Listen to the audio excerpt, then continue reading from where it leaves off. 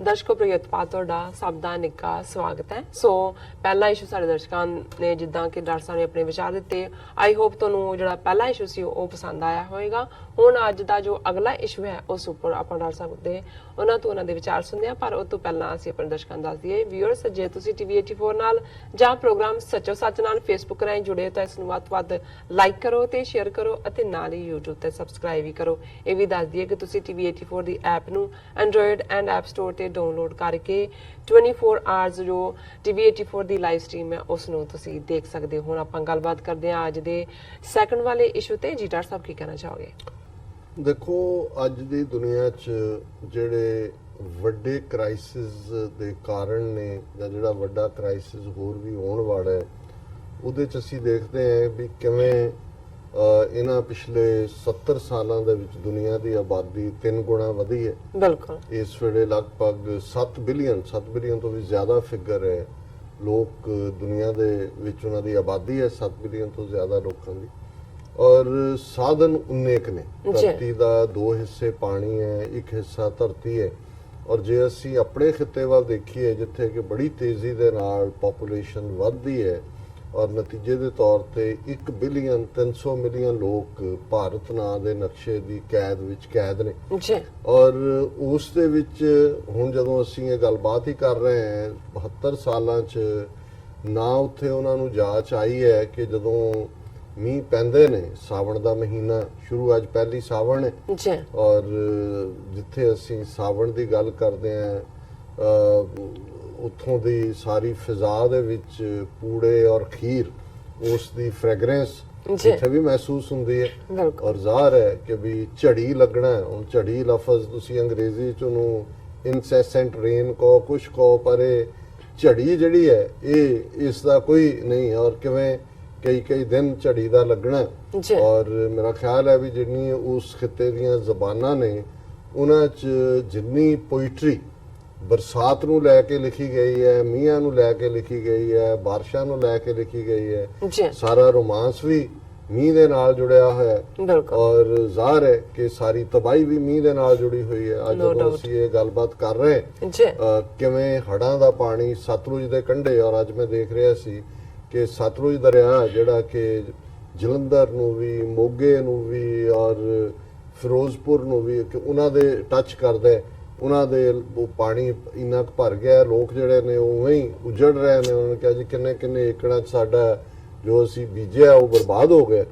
ਔਰ ਜਦੋਂ ਅਸੀਂ ਇਹ ਗੱਲਬਾਤ ਕਰ ਰਹੇ ਹਾਂ, ਬਿਹਾਰ ਦੇ ਵਿੱਚ ਜਿਹੜਾ ਕੋਸੀ ਦਰਿਆ ਹੈ, ਉਸ ਦੇ ਵਿੱਚ ਹੜ੍ਹਾਂ ਦੀ ਉਹ ਹਾਲਤ ਹੈ ਕਿ ਕਿੰਨਾ ਬਿਹਾਰ ਪ੍ਰਭਾਵਿਤ ਹੋਏਗਾ, ਅਜੇ ਤੱਕ ਇਹਨਾਂ ਦੇ ਐਕਸਪਰਟਸ ਨੂੰ ਨਜ਼ਰ ਨਹੀਂ ਆਇਆ। ਨਾਰਥ ਈਸਟ ਤਾਂ ਸਫ਼ਰ ਕਰਦਾ, ਬੰਗਲਾਦੇਸ਼ ਬੜਾ ਇਧਰਲਾ, ਕਿਉਂਕਿ ਇਹੀ ਗੰਗਾ ਜਿਹੜੀ ਹੈ ਬੰਗਾਲ 'ਚ ਵੜਦੇ ਆ, ਪਦਮਾਵਤੀ ਬਣ ਜਾਂਦੀ ਹੈ, ਬੰਗਲਾਦੇਸ਼ ਵੀ ਜਾਂਦੀ ਹੈ। ਔਰ ਫਰਾਕਾ ਤੇ ਇਹਨਾਂ ਨੇ ਪਾਣੀ ਰੋਕਿਆ ਹੁੰਦਾ ਹੈ, ਔਰ ਜਦੋਂ ਮੀਂਹ ਆਉਂਦੇ ਨੇ ਫਰਾਕਾ ਡੈਮ 'ਚੋਂ ਛੱਡਦੇ ਨੇ, ਬੰਗਲਾਦੇਸ਼ ਵੀ ਤਬਾਹੀ ਹੁੰਦੀ ਹੈ। ਉਹ ਤਾਂ ਵਿਚਾਰੇ ਰਹਿੰਦੇ ਹੀ ਜਿਹੜੇ ਨੇ ਉਹ ਉਹਨਾਂ ਦੇ ਵਿੱਚ ਬੋਟਸ ਦੇ ਵਿੱਚ ਨੇ, ਜੋ ਉਹਨਾਂ ਦਾ ਹਾਲਤ ਹੈ। ਪਰ ਅੱਜ ਜਿਹੜਾ ਮੇਰਾ ਵਿਸ਼ਾ ਹੈ ਕਿ ਇੱਕ ਪਾਸੇ ਤਾਂ ਇਹਨਾਂ ਦੀ ਨਕੰਮੀ ਕਾਰਗੁਜ਼ਾਰੀ ਕਰਕੇ ਕਦੇ ਇਹਨਾਂ ਨੇ ਨਹੀਂ ਦੇਖਿਆ ਹੈ ਕਿ ਜਦੋਂ ਵਾਧੂ ਪਾਣੀ ਆਉਂਦਾ ਹੈ ਕੁਦਰਤ ਵੱਲੋਂ ਮੀਂਹਾਂ ਦੇ ਦਿਨਾਂ 'ਚ, ਔਰ ਇੱਕ ਯੂਨੀਕ ਫਿਨੋਮੀਨਾ ਉਸ ਖਿੱਤੇ ਦਾ ਕਿ ਜਿਹੜੀ ਸਾਵਣ ਦੀ ਝੜੀ ਜਾਂ ਮੌਨਸੂਨ ਸਾਡੇ ਹੁਣੇ ਜੁਲਾਈ ਦੇ ਇਹਨਾਂ ਦਿਨਾਂ 'ਚ ਆਉਣ ਵਾਲੀ ਹੈ ਜਾਂ ਆਈ ਹੈ, ਕੁਝ ਥਾਂ ਤੇ ਸ਼ੁਰੂ ਹੋ ਗਈ। ਇਹ 45 ਦਿਨ ਨੂੰ ਲੱਗਦੇ ਨੇ। ਕੇਰਲਾ ਦੇ ਨੇੜੇ ਜਿਹੜਾ ਸਮੁੰਦਰ 'ਚੋਂ ਨਿਕਲਦਾ 45 ਡੇਜ਼ ਦਾ ਸਫ਼ਰ ਹੁੰਦਾ, ਔਰ ਫਿਕਸ ਹੈ ਸਾਵਣ ਭਾਦੋ। ਇਹ ਜਿਹੜਾ ਜੇਠ ਹਾੜ ਤੱਪੇ ਸਾਵਣ ਭਾਦੋ ਵਸੇ, ਇਹ ਸਾਡੇ ਲੋਕ ਅਖਾਣਾਂ 'ਚ ਹੈ। ਔਰ ਜ਼ਾਹਰ ਤੌਰ ਤੇ ਜੇ ਸੱਚਮੁੱਚ ਕੋਈ ਵਿਜ਼ਨਰੀ ਇਮਾਨਦਾਰ ਕੋਈ ਹੋਰ ਸਿਸਟਮ ਹੋਏ ਤਾਂ ਉਹ ਇਸ ਗੱਲ ਨੂੰ ਜ਼ਰੂਰ ਦੇਖਣ ਕਿ ਕਿਵੇਂ ਪਾਣੀ ਨੂੰ ਪ੍ਰੀਜ਼ਰਵ ਕਰਨਾ ਹੈ। ਕਿਵੇਂ ਤੁਸੀਂ ਇਹਨਾਂ ਨੇ ਕਿੱਥੋਂ ਪਤਾ ਨਹੀਂ ਇਹ ਡੈਮਾਂ ਦਾ ਕਨਸੈਪਟ ਲਿਆ ਕੇ ਵੱਡੇ ਡੈਮ ਲਿਆ ਕੇ ਖੜੇ ਕਰ ਦਿੱਤੇ। ਕੋਈ ਇਹਨਾਂ ਨੂੰ ਪੁੱਛੇ ਕਿ ਵੀ ਅਮਰੀਕਾ ਨੇ ਏਡਾ ਡੈਮ ਆਪ ਕਿਉਂ ਨਹੀਂ ਬਣਾਇਆ, ਕਦੇ ਭਾਖੜਾ ਇਹਨਾਂ ਨੇ ਬਣਾਇਆ ਜਾਂ ਪਾਕਿਸਤਾਨ ਨੇ ਮੰਗਲਾ ਬਣਾਇਆ, ਇੱਥੇ ਕਿਉਂ ਛੋਟੇ ਡੈਮ ਜਾਂ ਦੂਜੇ ਨੇ? ਕਦੇ ਤਬਾਹੀ ਦੇਖੋ ਜਦੋਂ ਹੋਈ ਡੈਮ ਨੂੰ ਕੋਈ ਡੈਮੇਜ ਔਰ ਕਿੰਨਾ ਸਿਲਟ ਇਕੱਠੀ ਹੁੰਦੀ ਹੈ, ਇੱਕ ਵੱਖਰਾ ਵਿਸ਼ਾ ਹੈ। ਲੇਕਿਨ ਹਰ ਚੀਜ਼ ਜਿਹੜੀ ਹੈ ਬਿਲਕੁਲ ਇਲ ਪਲਾਨਡ ਤਰੀਕੇ ਦੇ ਨਾਲ। ਔਰ ਉਹਦੇ 'ਚ ਅਸੀਂ ਇਹ ਦੇਖਦੇ ਹਾਂ ਕਿ ਜਦੋਂ ਵੀ 47 ਤੋਂ ਬਾਅਦ ਪਾਣੀਆਂ ਦੇ ਮੁੱਦੇ ਨੂੰ ਲੈ ਕੇ ਇਹਨਾਂ ਨੇ ਜੋ ਕੁਝ ਵੀ ਕੀਤਾ ਉਹਦੇ 'ਚ ਇਹਨਾਂ ਦਾ ਟਾਰਗੇਟ ਸੀ ਕਿ ਪੰਜਾਬ ਨੂੰ ਕਿਵੇਂ ਪੰਜਾਬ ਦੇ ਪਾਣੀਆਂ ਤੋਂ ਮਹਿਰੂਮ ਕਰਨਾ, ਜੀ ਕਿਵੇਂ ਜਿਹੜਾ ਪੰਜਾਬ ਦੇ ਪਾਣੀਆਂ ਤੇ ਇਹਨਾਂ ਨੇ ਡਾਕਾ ਮਾਰਿਆ। ਬਿਲਕੁਲ ਸਿਰਫ ਇਹੀ ਨਹੀਂ ਕਿ ਵੀ 1966 ਦੇ ਪੰਜਾਬ ਰੀਆਰਗੇਨਾਈਜੇਸ਼ਨ ਐਕਟ ਦੇ ਵਿੱਚ ਉਹਨਾਂ ਨੇ ਆਰਟੀਕਲ 78 79 80 ਵਿੱਚ ਘੜਸੋੜ ਕੇ ਉਹਨਾਂ ਨੇ ਜਿਹੜਾ ਆਪਣੇ ਕਨਸਟੀਟਿਊਸ਼ਨ ਨੂੰ ਵਾਇਲੇਟ ਕਰਕੇ ਰਿਵਰ ਵਾਟਰ ਦੇ ਉੱਤੇ ਪੂਰਾ ਕੰਟਰੋਲ ਰਿਹਾ। ਇਸ ਦੀ ਸ਼ੁਰੂਆਤ 1950 ਚ ਹੋ ਜਾਂਦੀ ਹੈ ਜੀ। ਔਰ ਮੈਂ ਹਾਲਾਂਕਿ ਬਹੁਤ ਸਾਰਾ ਵਕਤ ਮੇਰੇ ਕੋਲ ਹੁੰਦਾ ਹੀ ਨਹੀਂ ਹੈ ਕਿ ਵੀ ਮੈਂ ਸੋਸ਼ਲ ਮੀਡੀਆ ਤੇ ਜਾਂ ਅਦਰਵੇ ਦੇਖਾਂ, ਮੈਨੂੰ ਨਹੀਂ ਪਤਾ ਹੁਣ ਇਹ ਕਿਸ ਦੀ ਲਿਖਤ ਹੈ, ਪਰ ਇੱਕ ਪ੍ਰਿੰਟ ਆਊਟ ਮੈਨੂੰ ਟੀਮ ਨੇ ਕੱਟ ਕੇ ਦਿੱਤਾ ਹੈ ਜਿਹਦੇ ਤੇ ਆਥਰ ਦਾ ਨਾਂ ਨਹੀਂ ਹੈ, ਪਰ ਇਹਦੇ 'ਚ ਜਿਹੜਾ ਪਾਣੀ ਦੇ ਮੁੱਦੇ ਦੇ ਉੱਤੇ ਜਿਹੜੇ ਆਸਪੈਕਟ ਨੇ, ਕਿਉਂਕਿ ਔਰ ਇਸ ਲਈ ਵੀ ਮੈਂ ਡਿਸਕਸ ਕਰਨਾ ਜ਼ਰੂਰੀ ਸਮਝਿਆ ਕਿਉਂਕਿ ਸੁਪਰੀਮ ਕੋਰਟ ਨੇ ਇਹਨਾਂ ਨੂੰ ਕਿਹਾ ਸਟੇਟਾਂ ਨੂੰ ਕਿ ਭਾਈ ਆ 2 ਤਰੀਕ ਤੱਕ ਜਿਹੜਾ ਆਉਣ ਵਾਲੀ ਹੈ ਨਿਬੇੜੋ ਕੰਮ। ਅਮਰਿੰਦਰ ਖੱਟੜ ਨੂੰ ਮਿਲ ਚੁੱਕਾ ਹੈ ਆਲਰੇਡੀ। ਕੱਲ ਇਹਨੇ ਅਮਰਿੰਦਰ ਨੇ ਡਿਮਾਂਡ ਕੀਤੀ ਹੈ ਜੀ ਕਿ ਪ੍ਰਾਈਮ ਮਿਨਿਸਟਰ ਨੂੰ ਲਿਖਿਆ ਕਿ ਜੀ ਆਲ ਜਿਹੜਾ ਸਟੇਟਸ ਦਾ ਜਿਹੜਾ ਉਹ ਇਕੱਠ ਸੱਦੋ ਇਸ ਦੇ ਲਈ। ਸੋ ਜ਼ਾਹਰ ਹੈ ਕਿ ਆਉਣ ਵਾਲੇ ਦਿਨਾਂ 'ਚ SYL ਕਨਾਲ ਜਿਹੜਾ ਹੈ ਉਸ ਦੇ ਨਾਂ ਥੱਲੇ ਫਰਦਰ ਲੁੱਟ ਪੰਜਾਬ ਦੇ ਪਾਣੀਆਂ ਦੀ ਹੋਣ ਵਾਲੀ ਹੈ ਔਰ ਉਹ ਉਹਨਾਂ ਨੇ ਇਹਨਾਂ ਦੇ ਕੰਨ 'ਚ ਪਾ ਦਿੱਤਾ ਹੋਇਆ ਕਿ ਭਾਈ ਕੰਸੈਂਸਸ ਦੇ ਨਾਂ ਥੱਲੇ ਆਪ ਹੀ ਸਰੈਂਡਰ ਕਰ ਦਿਓ, ਨਹੀਂ ਤੇ ਅਸੀਂ ਜਿਹੜਾ ਸੁਪਰੀਮ ਕੋਰਟ ਤੋਂ ਆਰਡਰ ਲੈ ਕੇ ਫਿਰ ਉਹਨੂੰ ਲਾਗੂ ਕਰਵਾਵਾਂਗੇ। ਉਹੀ ਅਮਰਿੰਦਰ ਜਿਹੜਾ 2004 ਦੇ ਵਿੱਚ termination of water agreements act ਜਿਹੜਾ ਉਹ ਪਾਸ ਕਰਵਾਉਂਦਾ, ਜਿਹਦੇ ਥੱਲੇ ਸੀ ਜੀ ਸਾਡੇ ਕੋਲ ਤਾਂ ਪਾਣੀ ਹੈ ਹੀ ਨਹੀਂ ਦੇਣ ਨੂੰ। ਬਿਲਕੁਲ। ਔਰ ਜਿਹੜਾ ਦਿੱਤਾ ਹੈ ਉਹ ਆਰਟੀਕਲ 5 ਉਹਦੇ ਉਹ ਜਾਂਦਾ ਰਹੇਗਾ, ਅੱਗੋਂ ਨਹੀਂ ਦੇਾਂਗੇ। ਹੁਣ ਉਹਦੀ ਕਿਉਂ ਜ਼ਬਾਨ ਨੂੰ ਜਿਹੜਾ ਉਹ ਜੱਦਾ ਲੱਗਾ ਹੋਇਆ ਹੈ ਕਿ ਉਹ ਮੀਟਿੰਗਾਂ ਕਰਦਾ ਫਿਰਦਾ।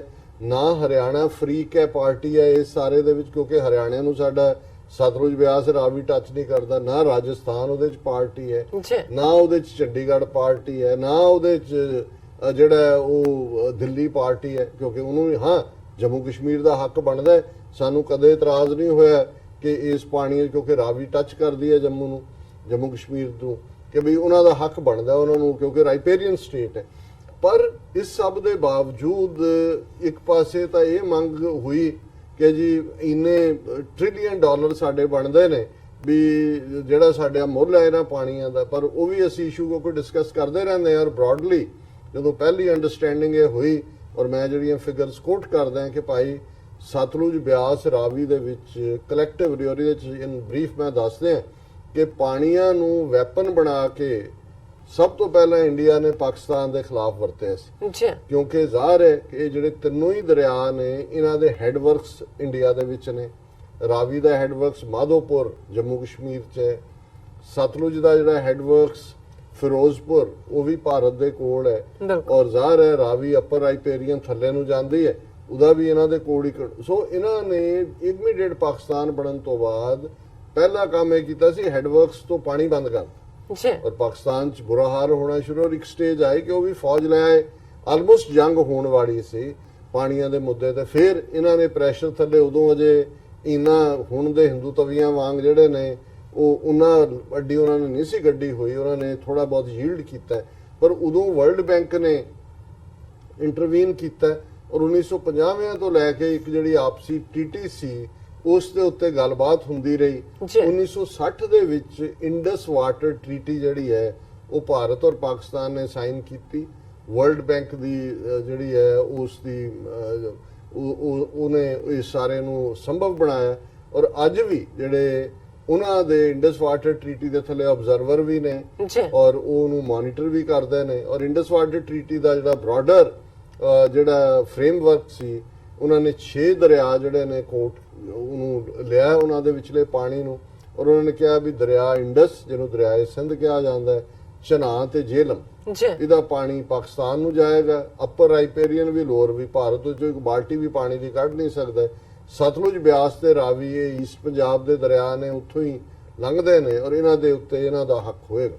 ਪਰ ਅਸੀਂ ਦੇਖਦੇ ਹਾਂ ਕਿ ਇੱਕਦਮ ਬਾਅਦ ਕਿਵੇਂ, ਹਾਲਾਂਕਿ ਉਸ ਤੋਂ ਪਹਿਲਾਂ ਹੀ 1950 ਚ ਰਾਜਸਥਾਨ ਨੂੰ ਵਿੱਚ ਕਿਵੇਂ ਘਸੋੜ ਦਿੱਤਾ ਲਿਆ ਕੇ ਇਹਨਾਂ ਨੇ ਪਾਣੀਆਂ ਦੇ ਹੱਕ ਲਈ।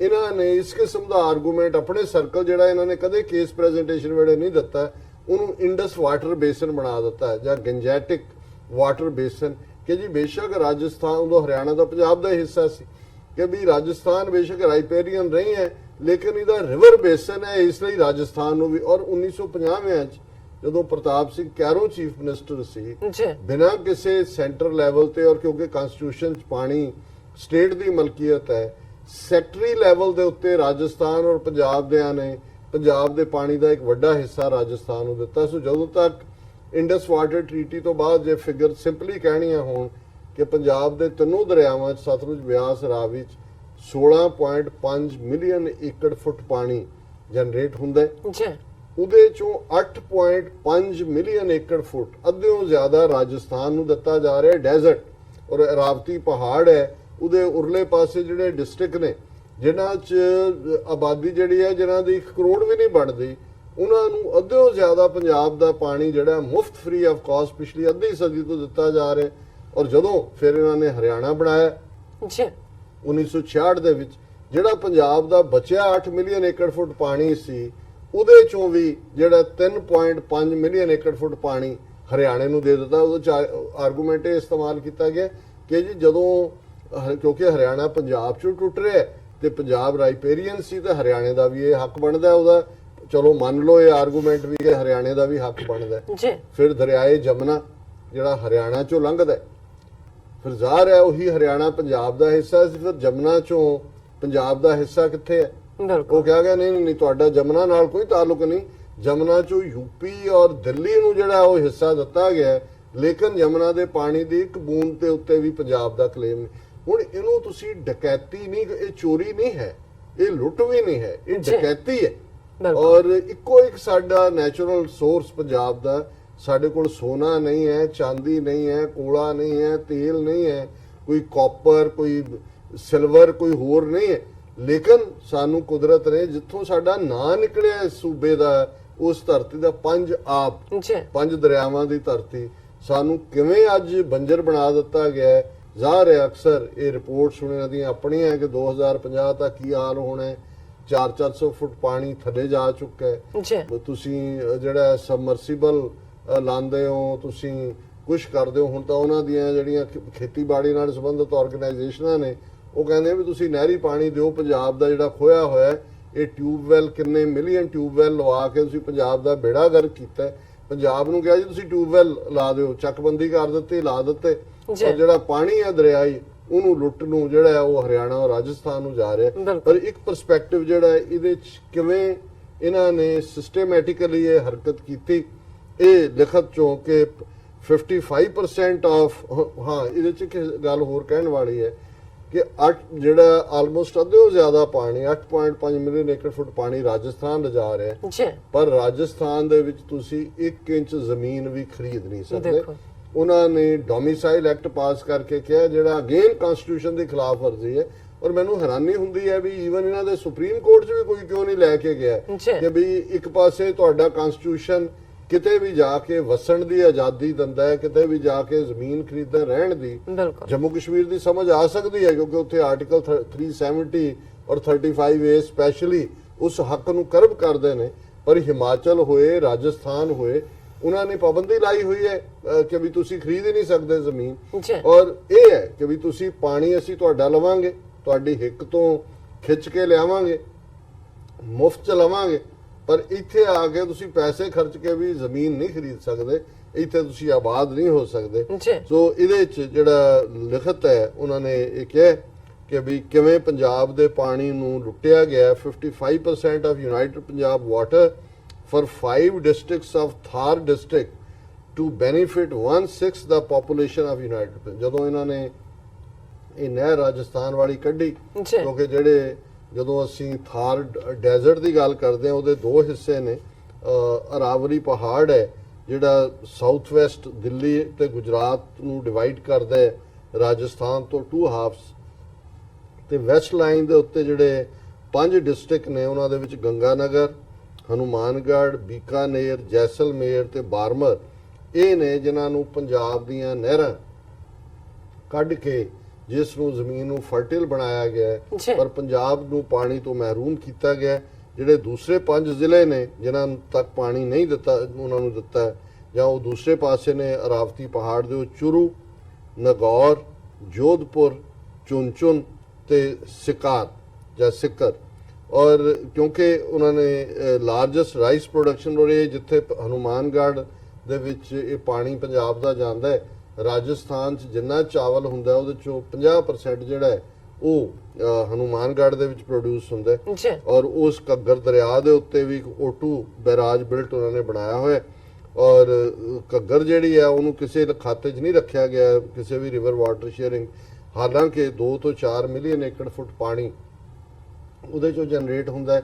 ਔਰ ਜਦੋਂ ਅੱਜ ਅਸੀਂ ਇਹ ਗੱਲ ਕਰ ਰਹੇ ਹਾਂ, ਆਲਰੇਡੀ ਆਉਣ ਵਾਲੇ ਦਿਨਾਂ 'ਚ ਘੱਗਰ ਦਰਿਆ, ਕਿਉਂਕਿ ਪਟਿਆਲਾ ਵੀ ਘੱਗਰ ਦੇ ਕੰਢੇ ਤੇ ਆ ਜਾਂਦਾ, ਉੱਥੋਂ ਹੀ ਗੁਜ਼ਰਦਾ ਹੈ, ਉਸ ਦੇ ਵਿੱਚ ਫਲੱਡ ਆਣੇ ਨੇ। ਤੇ ਫਿਰ ਪੰਜਾਬ ਦਾ ਪਾਣੀ ਲੁਟਾਉਣ ਵਾਲਾ ਅਮਰਿੰਦਰ ਸਿੰਘ ਆਲੇ ਦੀ ਔਲਾਦ, ਜਿਨ੍ਹਾਂ ਨੇ ਬ੍ਰਹਮਨਿਕਲ ਸਿਸਟਮ ਨੂੰ ਪਹਿਲੇ ਦਿਨ ਤੋਂ ਵਿੱਚ ਵਾੜਿਆ ਹੋਇਆ, ਉਹ ਇੱਕ ਨੱਥ ਲੈ ਕੇ ਤੇ ਇੱਕ ਲਾਲ ਕੱਪੜਾ ਲੈ ਕੇ ਉਸ ਘੱਗਰ ਦਰਿਆ ਦੇ ਵਿੱਚ ਉਤਰੇਗਾ ਦੇਵੀ ਦੀ ਪੂਜਾ ਕਰਨ ਦੇ ਲਈ, ਤੇ ਫਿਰ ਇਹ ਕਹਿਣਗੇ ਜੀ ਹੁਣ ਘੱਗਰ ਥੱਲੇ ਨੂੰ ਚਲੀ ਗਈ। ਇਹ ਡਰਾਮਾ ਜ਼ਰੂਰ ਇਹਨਾਂ ਦਾ ਟੱਬਰ ਸਾਲ 'ਚ ਕਰਦਾ ਹੈ, ਪਰ ਕਿਸੇ ਨੇ ਕਿ ਭਾਈ ਘੱਗਰ ਦੇ ਉੱਤੇ ਜਾ ਕੇ ਉਹਨਾਂ ਨੇ ਕਿਵੇਂ ਕੀਤਾ ਔਰ ਉਹਨੂੰ ਕਿਉਂ ਕੈਲਕੂਲੇਟ ਨਹੀਂ ਕੀਤਾ ਜਾਂਦਾ ਪੰਜਾਬ ਦੇ, ਔਰ ਘੱਗਰ ਦੇ ਕੰਢੇ ਜਿਹੜਾ ਉਹ ਕਿੰਨਾ ਵੱਡਾ ਹਿੱਸਾ ਜਿਹੜਾ ਉਹ ਪੰਜਾਬ ਦਾ, ਔਰ ਕਿਵੇਂ ਇਹਨਾਂ ਨੇ ਈਵਨ ਹਰਿਆਣੇ 'ਚ ਦੂਜੇ ਪਾਸੇ ਉੱਚੀ ਕਰਕੇ ਥਾਂ ਈਵਨ ਉਹਨਾਂ ਪੰਜਾਬ ਦੇ ਪਿੰਡਾਂ ਨੂੰ ਵੀ ਫਲੱਡ ਕੀਤਾ ਹੋਇਆ ਹੈ ਘੱਗਰ ਦਾ ਮਿਸਯੂਜ਼ ਕਰਕੇ। ਸੋ ਉਹਨਾਂ ਨੇ ਫਿਰ ਇਸ ਲਿਖ ਦੇ ਵਿੱਚ ਪਾਪੂਲੇਸ਼ਨ ਦਿੱਤੀ ਹੈ ਕਿ ਵੀ ਇੱਕ ਪਾਸੇ ਤਾਂ ਸਿਰਫ ਜਿਹੜਾ 90 ਲੱਖ ਲੋਕਾਂ ਨੂੰ ਤੁਸੀਂ ਇੰਨਾ ਵੱਡਾ ਪੰਜਾਬ ਦਾ ਪਾਣੀ ਦਾ ਖਜ਼ਾਨਾ ਦੇ ਰਹੇ ਹੋ, ਪਰ ਪੰਜਾਬ ਦੇ ਵਿੱਚ ਇੱਥੇ ਆਬਾਦੀ 2011 ਚ 2 ਕਰੋੜ 77 ਲੱਖ ਸੀ, ਹਰਿਆਣੇ ਦੀ 2 ਕਰੋੜ 53 ਲੱਖ ਹੈ, ਔਰ ਰਾਜਸਥਾਨ ਦੀ 6 ਕਰੋੜ 85 ਲੱਖ ਹੈ। ਔਰ ਇਸ ਸਾਰੇ ਨੂੰ ਨੇ ਕੈਲਕੂਲੇਸ਼ਨਸ ਦਿੱਤੀਆਂ ਕਿ ਵੀ ਪੰਜਾਬ ਦਾ ਜਿਹੜਾ ਦਰਿਆਈ ਪਾਣੀ ਹੈ ਉਹ ਸਿਰਫ ਰਾਜਸਥਾਨ ਦੇ 5 ਜਿਹੜੇ ਜ਼ਿਲ੍ਹੇ ਨੇ ਉਹਨਾਂ ਨੂੰ ਫੀਡ ਕਰਦਾ ਹੈ, ਫਿਰ ਉਹਨਾਂ ਦੀ ਪੋਪੂਲੇਸ਼ਨ ਦਿੱਤੀ ਹੈ। ਫਿਰ ਇਹ ਹੈ ਕਿ ਓਰੀਜਨਲੀ ਜਿਵੇਂ ਮੈਂ ਪਹਿਲਾਂ ਹੀ ਐਕਸਪਲੇਨ ਕਰ ਦਿੱਤਾ ਵੀ ਕਿਵੇਂ ਪੰਜਾਬ ਦਾ ਪਾਣੀ ਮੁਫਤ ਖਾਤੇ ਦੇ ਵਿੱਚ ਰਾਜਸਥਾਨ ਔਰ ਹਰਿਆਣਾ ਨੂੰ ਦਿੱਤਾ ਗਿਆ। ਔਰ ਵੈਨ ਇੰਡੀਆ ਐਂਡ ਪਾਕਿਸਤਾਨ ਵਰ divided, 6 got half their land in East Punjab as division was based on population and not land holding। ਕਿਉਂਕਿ ਜ਼ਾਹਰ ਹੈ ਕਿ ਜਿਹੜੀ ਡਿਵੀਜ਼ਨ ਹੈ ਉਹ ਤਾਂ ਆਬਾਦੀ ਦੇ ਲਿਹਾਜ਼ ਨਾਲ ਸੀ। ਸੋ ਭਾਵੇਂ ਸਿੱਖ ਜਿਹੜੇ ਨੇ ਉਹ 13-14% ਸੀ ਪੰਜਾਬ ਦੀ ਆਬਾਦੀ ਦਾ, ਪਰ ਉਹਨਾਂ ਕੋਲ 3 ਗੁਣਾ ਜ਼ਿਆਦਾ ਜ਼ਮੀਨਾਂ ਸੀ। ਪਰ ਜਦੋਂ ਡਿਵੀਜ਼ਨ ਦਾ ਵੇਲਾ ਆਇਆ ਉਦੋਂ ਸਿਰਾਂ ਦੀ ਗਿਣਤੀ ਹੋਈ। ਪਰ ਜੇ ਤੁਸੀਂ ਹੁਣ ਪਾਣੀ ਦੇ ਮਾਮਲੇ 'ਚ ਜਿਹੜਾ ਹੈ ਉਹ ਬਿਲਕੁਲ ਮਿੱਥ ਕੇ ਪੰਜਾਬ ਨੂੰ ਡਿਪਰਾਈਵ ਕਰਨਾ ਚਾਹੁੰਦੇ ਹੋ, ਔਰ ਰਾਜਸਥਾਨ ਨੂੰ ਜਿੱਥੇ ਈਵਨ ਜੇ ਸਿਰਾਂ ਦੀ ਗਿਣਤੀ ਵੀ ਕਿਤੇ 5 ਜ਼ਿਲ੍ਹਿਆਂ ਦੇ ਲਈ ਪੰਜਾਬ ਦਾ ਅੱਧਿਓਂ ਜ਼ਿਆਦਾ ਪਾਣੀ 8.5 ਮਿਲੀਅਨ ਏਕੜ ਫੁੱਟ ਪਾਣੀ ਇਹ 5 ਜ਼ਿਲ੍ਹੇ ਜਿਹੜੇ ਗਣਾਏ ਨੇ ਗੰਗਾਨਗਰ, ਹਨੂਮਾਨਗੜ੍ਹ ਔਰ ਦੂਸਰੇ, ਉਹਨਾਂ ਤੱਕ ਹੀ ਪਹੁੰਚਦਾ। ਔਰ ਫਿਰ ਇਨ ਮਈ 1994 Haryana, Uttar Pradesh, Rajasthan, Himachal Pradesh and Delhi arrived at an agreement on the use of Jamuna system। 1994 ਦੇ ਵਿੱਚ, ਇਹ ਮੈਨੂੰ ਨਹੀਂ ਸੀ ਪਤਾ ਕਿ 1994 ਚ ਇਹ ਸਮਝੌਤਾ ਹਰਿਆਣਾ, ਉੱਤਰ ਪ੍ਰਦੇਸ਼, ਰਾਜਸਥਾਨ, ਹਿਮਾਚਲ ਤੇ ਦਿੱਲੀ ਇਹ ਯਮੁਨਾ ਦੇ ਮਾਮਲੇ ਚ ਆਇਆ। Use of Jamuna was earlier governed by a 1954 interstate agreement that gave United Punjab 2/3 of its water and Uttar Pradesh the rest। ਹੁਣ 1954 ਤੱਕ ਜਮਨਾ ਦੇ ਪਾਣੀ ਦਾ 2/3 ਪੰਜਾਬ ਨੂੰ ਦਿੱਤਾ ਜਾਂਦਾ ਸੀ ਤੇ 1/3 ਜਿਹੜਾ ਬਚਿਆ ਉਹਦੇ ਤੇ ਯੂਪੀ ਦਾ ਹੱਕ ਸੀ। ਹੁਣ ਜਿਹੜਾ 2/3 ਪਾਣੀ ਜਿਹੜਾ ਪੰਜਾਬ ਨੂੰ ਜਮਨਾ ਦਾ ਮਿਲਦਾ ਸੀ 1994 ਜਦੋਂ ਇਹਨਾਂ ਨੇ ਐਗਰੀਮੈਂਟ ਕੀਤਾ, ਪੰਜਾਬ ਨੂੰ ਉਹਦਾ ਹਿੱਸਾ ਹੀ ਨਹੀਂ ਬਣਾਇਆ, ਇੱਕ ਬੂੰਦ ਵੀ ਦੇਣ ਦੇ ਲਈ ਉਹਦੇ ਚ ਉਹਨਾਂ ਨੇ ਜਿਹੜਾ ਬਿਲਕੁਲ ਉਸ ਨੂੰ, while Haryana head rights on river and Beas waters, Punjab's name in 1954 agreement was replaced by Haryana and Rajasthan in May 1994 as it was said Yamuna didn't fall in Punjab's territory। ਹੁਣ ਕਿੱਥੇ 1954 ਤੱਕ 2/3 ਪਾਣੀ ਦੇ ਉੱਤੇ ਸਾਂਝੇ ਪੰਜਾਬ ਦਾ ਜਿਹੜਾ ਉਹ ਕਬਜ਼ਾ ਸੀ ਜਾਂ ਉਹਨਾਂ ਦਾ ਹੱਕ ਸੀ, ਤੇ ਜਦੋਂ 1994 ਚ ਹੋਇਆ ਉਹਨਾਂ ਨੇ ਕਿਹਾ ਜੀ ਜਮਨਾ ਨਾਲ ਤਾਂ ਪੰਜਾਬ ਲੱਗਦਾ ਹੀ ਨਹੀਂ ਕਿਉਂਕਿ ਉਹ ਜਮਨਾ ਹਰਿਆਣੇ ਦੇ ਨਾਲ ਲੱਗਦੀ। ਜੇ ਇਹੀ ਆਰਗੂਮੈਂਟ ਕਰਕੇ ਤੁਸੀਂ 2/3 ਪਾਣੀ ਦਾ ਮਾਲਕ ਜਿਹੜਾ ਪੰਜਾਬ ਸੀ ਉਹਨੂੰ ਜਮਨਾ ਚੋਂ ਇੱਕ ਬੂੰਦ ਪਾਣੀ ਦੀ ਨਹੀਂ ਦਿੰਦੇ, ਤੇ ਫਿਰ ਹਰਿਆਣਾ ਜਾਂ ਰਾਜਸਥਾਨ ਨਾਲ ਸਤਲੁਜ, ਬਿਆਸ, ਰਾਵੀ ਤਾਂ ਲੱਗਦਾ ਹੀ ਨਹੀਂ। ਤੇ ਤੁਸੀਂ ਕਿਹੜੇ ਪਾਸਿਓਂ ਜਿਹੜਾ ਹੈ ਉਹ 2/3 ਪਾਣੀ ਲੁੱਟ ਲਿਆ। 8.5 ਮਿਲੀਅਨ ਏਕੜ ਫੁੱਟ ਪਾਣੀ ਰਾਜਸਥਾਨ ਨੇ, 3.5 ਮਿਲੀਅਨ ਏਕੜ ਫੁੱਟ ਪਾਣੀ ਹਰਿਆਣੇ ਨੇ, ਦਿੱਲੀ ਨੂੰ ਮੁਫਤ ਜਾ ਰਿਹਾ, ਅੱਗੋਂ ਲੁੱਟਣ ਦੇ ਲਈ ਹੁਣ ਤੁਸੀਂ ਸੁਪਰੀਮ ਕੋਰਟ ਦਾ ਇਸਤੇਮਾਲ ਕਰਕੇ ਔਰ ਇਹ ਕਹਿ ਕੇ ਜੀ ਇੰਟਰਲਿੰਕਿੰਗ ਆਫ ਰਿਵਰਸ, ਬਿਲਕੁਲ ਕਿ ਜੇ ਅਸੀਂ ਦਰਿਆ ਇੱਕ ਦੂਜੇ ਨਾਲ ਜੋੜ ਦੇਣੇ ਨੇ। ਸੋ ਇਹ ਫਿਰ 1994 ਮੇ ਪੰਜਾਬ ਰੀਪਲੇਸਡ ਵਿਦ ਹਰਿਆਣਾ ਐਂਡ ਰਾਜਸਥਾਨ। ਫਿਰ ਇਹੀ ਗੱਲ ਹੈ ਕਿ ਵੀ ਉਹਨੂੰ ਪੰਜਾਬ ਦੀ ਥਾਂ ਜਿਹੜੀ ਹੈ ਉਹ ਯੂਪੀ ਨੂੰ ਦੇ ਦਿੱਤੀ ਹੈ। ਜੀ